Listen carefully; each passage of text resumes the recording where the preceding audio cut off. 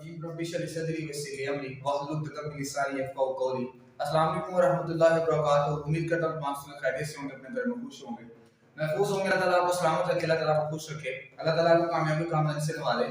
चलते हैं आज के टॉपिक पे, ग्राफिकल एनालिसिस पे। लास्ट में टॉपिक डिस्कस किए, स्पीड वगैरह के टॉपिक डिस्कस किए हैं। अब ग्राफिकल एनालिसिस बेसिकली एक ऐसा टॉपिक है जिसको पढ़ने के बाद हम लोग इक्वेशंस ऑफ मोशन और डिफरेंट ग्राफ्स को अंडरस्टैंड कर लेंगे, ठीक है। तो ग्राफिकल एनालिसिस को देखते हैं।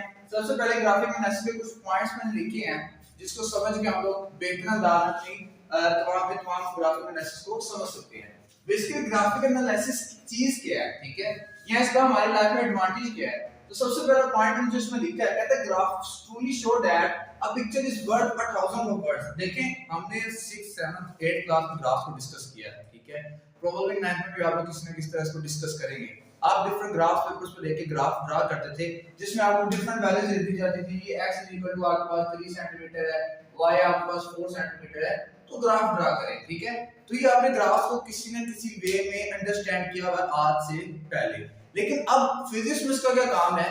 देखिए, ग्राफिकल एनालिसिस जो है वो मुझे एक्नॉलेज करता है, मुझे चीजों को अंडरस्टैंड करने में हेल्प आउट करता है और जल्दी समझने में मदद देता है, ठीक है।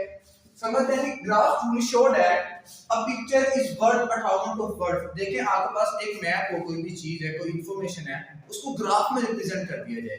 ग्राफ में रिप्रेजेंट करने का मकसद ये है कि जब आप उसको ग्राफ में रिप्रेजेंट कर देंगे तो उसके बाद आप उसको इजीली अंडरस्टैंड कर सकते हैं, इजीली समझ सकते हैं, कम वक्त में उसकी सारी इंफॉर्मेशन हासिल कर सकते हैं। देखिए, जैसे हम लोग अक्सर यूज करते हैं मैथ्स वगैरह देखते हैं जिसमें हमारे पास स्कोर्स और रन्स और ओवर्स बताए जा रहे होते हैं, ठीक है। अब क्या है जी कि ओवर्स हमारे रिप्रेजेंट किए जा रहे हैं कि भी ओवर्स फिर रन्स, ठीक है। कि फर्ज करने आपके पास इस तरह के एक स्ट्रेट ग्राफ है, इसमें का एक कर्व ग्राफ है जिसमें मैं ये जानना चाहता हूं कि सर मेरे पास जो फॉल ऑफ विकेट्स है इस मैच में, फर्ज करने पाकिस्तान इंडिया का मैच था, ठीक है, और हमें इसको अंडरस्टैंड करना है कि इसमें ग्राफ देखें, ठीक है, कि क्या ग्राफ जा रहे हैं। देखिए, आप लोग जब ये मैचेस होते हैं ना अक्सर, तो हम लोग अंदाजा लगाते हैं जी पिछले मैच में ये हुआ था, इस मैच में ये हुआ था। ये क्या ग्राफ्स देख रहे होते हैं हम लोग, ठीक है। एक पूरे साल की पाकिस्तान टीम का ग्राफ चेक किया जा रहा होता है कि किस किस स्पोर्ट पे इसने विन किया है, कौन कौन से मैचेस विन किए हैं। अब बात आती है एक छोटे से मैच की। देखिए, ये आपके पास एक मैच है, मैं कहता हूं यहाँ पे इस पॉइंट पे, इस पॉइंट पे, इस पॉइंट पे, इस पॉइंट पे ये मेरे पास क्या फॉल ऑफ विकेट्स हुआ था, ठीक है। तो ये देखें, अब ये जो पॉइंट्स है सारे, इनको अगर मैं मिला दूं, ठीक है, तो मेरे पास एक स्पेसिफिक पॉइंट निकलना स्टार्ट हो जाएगा। ये मेरे पास ग्राफ आ जाएगा कि यहाँ पे फॉल ऑफ विकेट्स हो रहा था, ठीक है। जो ग्राफ था, इस ग्राफ से हमने शो कर लिया कि सर हमारे पास फॉल्स ऑफ विकेट किस क्लास किस ओवर्स में हुई है और कितने रन्स पे हुई है, ठीक है। इसी तरह डिफरेंट ग्राफ्स हम लोग डिस्कस करते हैं। ईयर्स के ग्राफ हम लोग डिस्कस करते हैं, सालों के ग्राफ डिस्कस करते हैं कि साल में हमारी जो मंथ की सैलरी है, ये तमाम चीजें क्या ग्राफ्स में डिनोट की जा रही होती हैं। सेकंड चीज देखते हैं, सेकंड पॉइंट देखते हैं, कहते हैं a long list of a data is usually not practical for conveying information about the process. देखें, कहता है कि आपके पास जो लॉन्ग लिस्ट होती है डाटा की, वो डाटा की जो लॉन्ग लिस्ट है हमारे पास, वो हमारे पास बेनिफिशियल नहीं है, हमारे पास उसका एडवांटेज नहीं है। किस चीज के लिए? कन्वे करने के लिए। अब देखो, मेरे पास एक साल की इंफॉर्मेशन पड़ी है सारी कि सर इस साल को इस एम्प्लॉय को इस वक्त पे गई है, ये सारी चीजें मेरे पास, ठीक है। यार जैसे घर का खाता होता है, यार ये आ गया, आ गया, आ गया, ठीक है। अब पूरे साल का बनाने लगने के तो क्या है, काम खराब हो जाएगा, बढ़ जाएगा। लेकिन क्या है, अब इस लॉन्ग लिस्ट ऑफ डाटा को मैंने शॉर्ट कर दिया। शॉर्ट किस तरह किया? मुझे हेल्प आउट करता है ग्राफिकल एनालिसिस। कहता है a list of data is usually not practical for conveying information about the process. तो मेरे पास प्रोसेस के लिए इंफॉर्मेशन काफी नहीं होती है। जो ज्यादा इंफॉर्मेशन है, लिस्ट ऑफ डाटा मेरे पास काफी मिकदार में डाटा है, ठीक है। सर आप लोग डाटा एनालिसिस वगैरह करते होंगे, ठीक है। तो ये मेरे पास ग्राफ एक्सपोर्ट करेगा एक लार्ज अमाउंट ऑफ इंफॉर्मेशन को शॉर्ट करके मुझे समझाने में, ठीक है। इसी के तो दूसरा नाम है मेरे पास मैपिंग यूज की जाती है अक्सर, ठीक है। हमने किसी वार वगैरह में या जंप वगैरह में इतना टाइम होता है कि आपके पास सडनली कोई मिशन करना पड़ जाए, तो अब हम हर सारी इंफॉर्मेशन लेने 3 घंटे लगाते हैं। नहीं, वो मैपिंग से समझा रहे थे कि सर इस पॉइंट पे दुश्मन की चौकी है, इस पॉइंट पे सारा कुछ कंसीडर किया जा रहा है, तो वो जल्दी से अंडरस्टैंड कर लिया जाता है। इसी तरह ग्राफ्स हमारे पास, तो ग्राफ सिखाए जा रहे होते हैं। थर्ड कहता है one of the best way to analyze any process is to plot data. Data को प्लॉट कर दिया जाए। किसी को अगर आपने आसान इंफॉर्मेशन देनी है तो उसका डाटा प्लॉट कर लें, ठीक है। आप लोग स्टडी करते हैं, आपने चैप्टर की अहमियत इंपॉर्टेंस चेक करनी है, तो आप उन तमाम चैप्टर्स की तमाम 9th क्लास की बुक के क्या करें, उसका डाटा अपलोड कर लें, ठीक है। कि यार इस बुक के इस चैप्टर में ये चीज इंपॉर्टेंट, जैसे आप ये तमाम कर लेंगे मतलब कि आपके पास कोई लॉन्ग आता है, जैसे इस चैप्टर में इक्वेशंस ऑफ मोशन है, आप ग्राफ प्लॉट करते हैं कि पिछले 5 साल में इक्वेशंस ऑफ मोशन कितनी बार आई है, ठीक है, पास्ट में कितनी बार है वो आपको पता लगेगा कितनी बार। ये आप क्या करते हैं, प्लॉट ऑफ डाटा कर लेते हैं, जो हमारे पास नॉलेज को समझने के लिए बहुत ही आसान होता है।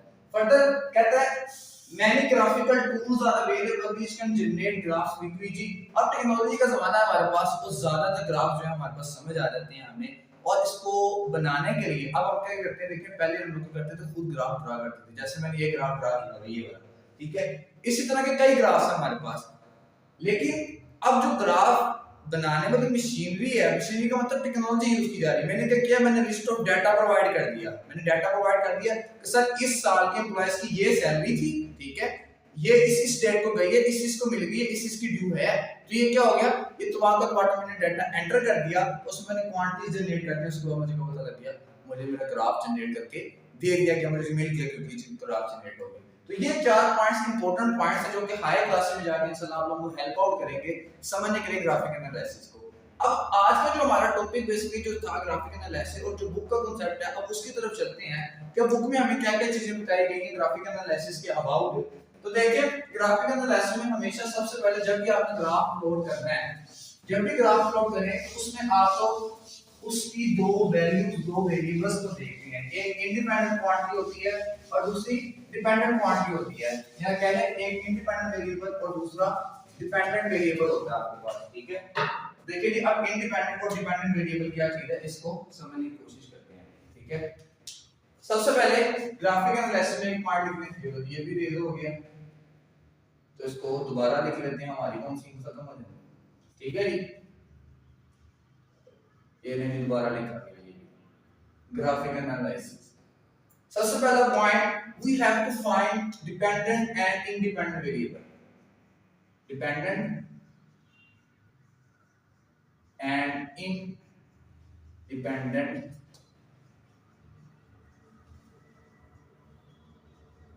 वेरिएबल। सबसे पहले आपने क्या करना बच्चे, डिपेंडेंट और इंडिपेंडेंट वेरिएबल या डिपेंडेंट या इंडिपेंडेंट क्वांटिटी को फाइंड आउट कर लेना है कि हमारे पास में डिपेंडेंट क्वांटिटी कौन सी, इंडिपेंडेंट क्वांटिटी कौन सी है। सबसे पहले समझते हैं कि मेरे पास डिपेंडेंट क्या चीज है, इंडिपेंडेंट क्या चीज है। देखें हम लोग हर 14 अगस्त को 14 अगस्त 1947 पाकिस्तान आजाद हुआ, हैप्पी इंडिपेंडेंस डे मनाते हैं, ठीक है, सेलिब्रेट करते हैं। इंडिपेंडेंस का मतलब हम लोग आजाद हुए, तो इसी तरह इंडिपेंडेंट हमारे पास जो चीज आजाद है, डिपेंडेंट कि हम लोग डिपेंडेंट, फिलहाल आप लोग पढ़ रहे हैं, हम लोग अभी तक डिपेंड होते हैं किस पे, अपने पेरेंट्स पे डिपेंड होते हैं, ठीक है, अल्लाह ताला उनको भी जिंदगी दे, उनके लिए आसानियां करे, हम उन पे डिपेंड हैं। क्यों जी, कि उन्होंने हमारी फीस पे कहीं उन्होंने हमें कहा करना है, काम करवाना है, और उन्होंने हमें सिर्फ ये कहा कि बच्चे आप पढ़ के अपने पांव पे खड़े हो जाओ, कुछ अच्छे इंसान बन जाओ, ठीक है। क्या उन्होंने हमारा हर चीज हम पे डिपेंड है, कपड़े लेने, शादी ब्याह आ गया हमने कपड़े लेने हैं, ईद आ गई हमने पे मैंने ये लेना ये लेना ये लेना, ठीक है, ये क्या हम लोग उन पे डिपेंड है, टोटली हम लोग उन पे डिपेंड है। उनकी सिर्फ एक रिक्वायरमेंट है, वो भी आप ही के फायदे के लिए होती है कि यार आप लोग अपने पांव पे खड़े हो जाओ, पढ़ के कर जो आपको बड़ी सी अकेडमी में किसी ना किसी तरह आपको एंगेज करते हैं कि आपकी स्टडी का हर्ज ना हो। अब क्या हम लोग डिपेंडेंट है, अब इंडिपेंडेंट पे आ जाते हैं, ठीक है। अब इंडिपेंडेंट की चीज है कि आजाद आना हो, ठीक है। अब जो समझते हैं कि यार मैं इंडिपेंडेंट हूं, ठीक है, जब शादी के बाद अक्सर कहते हैं हम इंडिपेंडेंट हो, अब माँ बाप इंसान नहीं है, ठीक है, तो क्या ये इंडिपेंडेंसी आ गई मेरे पास। अब देखिए ग्राफ में चलते हैं वापस, ये तो होगी ना हमारे फिजिकली तौर पे बात, एग्जांपल के लिहाज से बात, ठीक है, इसको सीरियस नहीं लेना, हम चलते हैं वापस इस पे ग्राफ में जो हमने समझना है। अब देखिए ग्राफ में कहता हूं मेरे पास ग्राफ है किसी चीज के टाइम इंटरवल और डिस्टेंस के दरमियान या स्पीड के दरमियान, ठीक है। अब देखिए जो आपके पास इंडिपेंडेंट क्वांटिटी होगी ना, उस क्वांटिटी को हमेशा हमने एक्स एक्सिस पे रिप्रेजेंट करना है। किस पे रिप्रेजेंट करना है, एक्स एक्सिस पे। तो इस पॉइंट के आगे मैं लिख लेता हूं, independent quantity always express on x axis, ठीक है जी। हमने इसको एक्स एक्सिस पे ग्राफ को प्लॉट करना है, जो कि इंडिपेंडेंट क्वांटिटी है उसको एक्स एक्सिस पे रखना है। डिपेंडेंट क्वांटिटी हमेशा आपके पास वाई एक्सिस में या वर्टिकल फॉर्मेशन में आएगी, इस तरह आएगी। क्यों, अब टाइम इज इंडिपेंडेंट क्वांटिटी, आप कोई काम नहीं कर रहे, आप रेस्ट पर है, ठीक है, टाइम इज इंडिपेंडेंट, टाइम गुजरते जाएगा, टाइम नहीं रुकेगा आप लोगों के लिए, ठीक है। तो टाइम इज इंडिपेंडेंट क्वांटिटी गुजरते जाएगा, लेकिन स्पीड जो है आप टाइम किसी मिशन पे जा रहे हैं, आप लोग किसी जगह पे आप ट्रैवलिंग कर रहे हैं, तो आप स्पीड से ज्यादा टाइम लगेगा। अक्सर आप लोग ट्रैवलिंग करते हैं तो आपको बताते थे कि हम इतनी देर में यहाँ पे पहुंच जाएंगे, मतलब 3 घंटे में 4 घंटे पहुंच जाएंगे, टाइम बता रहे हैं आपको। अब खुदा न खासा आपकी मोटरसाइकिल में, मोटर बाइक में या एरोप्लेन या आपकी बस में कोई खराबी आ जाती है, किसी वजह से आप नहीं जाते, टाइम तो गुजर गया ना, तो आप कहेंगे इस टाइम को बाद में। तो सो time is independent, time is not dependent on anything and speed is dependent quantity. अब फर्ज करते हैं कि हमारे पास स्पीड जो थी किसी बॉडी ने इनिशियल पोजीशन से स्टार्ट किया और इस पॉइंट तक पहुंच गई, ठीक है। इस पॉइंट पे जाकर बॉडी की स्पीड रुक गई, स्पीड रुक गई या उसकी मंजिल आगे वट जो भी हुआ। अब देखिए जब यहाँ पे आकर बॉडी की स्पीड उसने अटेन की, यहाँ पे मसला प्रोड्यूस हुआ, तो बॉडी की स्ट्रेट लाइन ग्राफ शो हो जाएगा। क्यों? बॉडी क्या है, अब रेस्ट पर आ गई बॉडी आपके पास, जैसे उसने स्पीड अटेन की थी और थोड़ी सी रेस्ट पर आ गई। आप लोग गली से बाहर निकले हैं, गली में आपने चलाई, स्पीड आने लगी थी आपके पास, तो क्या हुआ जी, आपके जो बाइक वो खराब हो गया और उसको रुक गई। तो देखिए जो टाइम की जो ग्राफ है, टाइम का जो एक्सिस है, ये क्या होगा, बढ़ता जाएगा आपके पास as compared to Y axis या डिस्टेंस के तौर पर, ठीक है जी। अब चलते हैं बुक की तरफ, तो बुक में देखते हैं हमारे पास कौन कौन से ग्राफ्स को शो किया गया है, ठीक है। चलते हैं जी ग्राफ की तरफ, डिस्कस करते हैं ग्राफ को, डिफरेंट ग्राफ्स को डिस्कस करते हैं, ठीक है। क्वांटिटी इंडिपेंडेंट और डिपेंडेंट क्वांटिटी मैंने आपको बता दी। सबसे पहले डिस्कस करेंगे हम लोग डिस्टेंस टाइम ग्राफ को, कि what is distance time graph.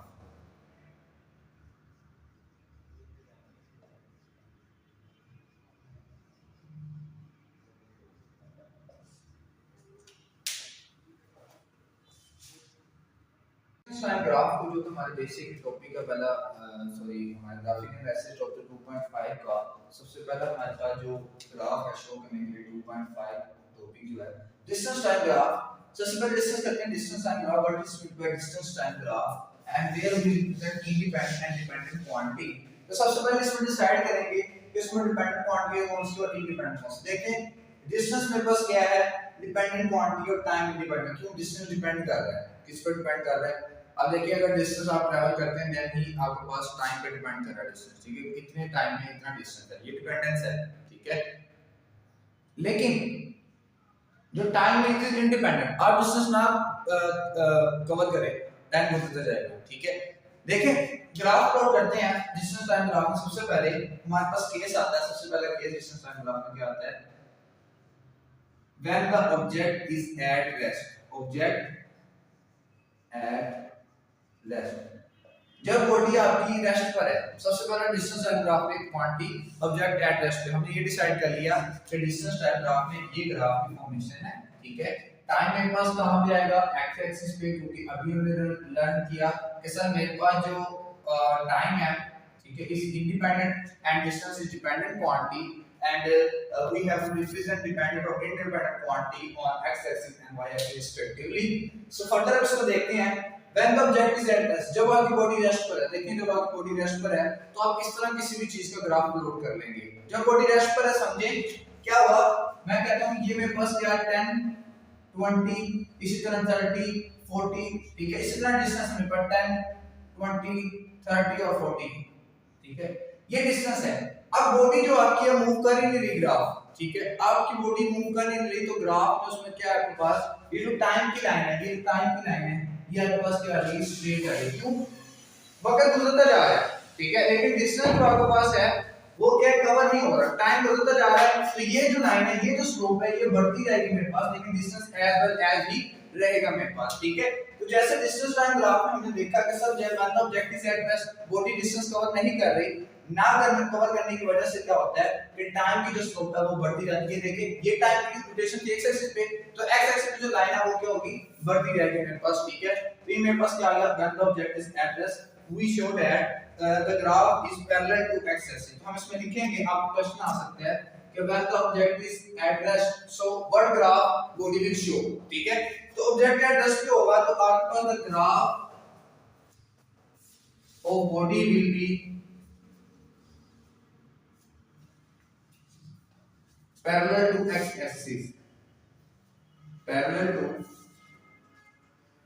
x axis, ठीक है। ये देखें ये मेरे पास क्या है, पैरेलल है, ये दो लाइंस जा रही हैं, ये दोनों दूसरे के क्या है जी, पैरेलल है मेरे पास। इंशाल्लाह नेक्स्ट चैप्टर में लोग फोर्थ चैप्टर स्टार्ट करेंगे तो पैरेलल और एंड अनपैरेलल क्वांटिटीज को भी रिप्रेजेंट करेंगे, फोर्सेस को रिप्रेजेंट करेंगे। देखिए ये मेरे पास केस आया when the object is at rest, इसको मैंने डिस्कस कर लिया when the object is at rest पे। सेकंड चीज जो डिस्कस करेंगे और लास्ट चीज जो आज के टॉपिक डिस्कस करेंगे हम डिस्कस करेंगे when the body moving with constant speed, ठीक है। इसको जल्दी से नोट कर लीजिएगा, वीडियो को स्टॉप करके मैं इसको रिमूव कर रहा हूं। सेकंड चीज देखते हैं इसमें when the object moving with constant speed, ठीक है। Object moving